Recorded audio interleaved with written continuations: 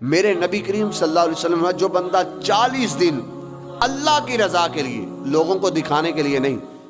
اللہ کی رضا کے لیے اذان دیتا ہے،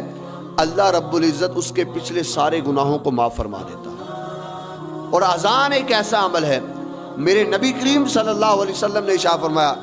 مؤذن کی گردن کل قیامت کے دن سب کی گردنوں سے بلند ہوگی، اور دور سے پتا چلے گا یہ مؤذن رسول ہے۔ یہ اللہ کے گھر میں کھڑا ہو کے صدا دیتا رہا اور کہا سارے مؤذن گردنیں اونچی لے کر قیامت کے دن کھڑے ہوں گے، سارے مؤذنوں کی سرداری میرا غلام حضرت بلال حبشی رضی اللہ عنہ کی ذات کر رہی ہوگی، اور سارے ان کی سربراہی میں جنت میں جائیں گے۔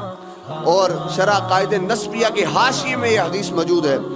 میرے نبی کریم صلی اللہ علیہ وسلم میں 3 آدمیوں کو قبر کا عذاب نہیں ہوگا۔ پوچھا کہ یا رسول اللہ وہ کون سے آدمی؟ حضور نے فرمایا مؤذن کو قبر کا عذاب نہیں ہوگا، جو اذان دینے والا ہے وہ قبر کے عذاب سے محفوظ رہے گا، اور دوسرا وہ آدمی جو اللہ کی راہ میں شہید کر دیا جائے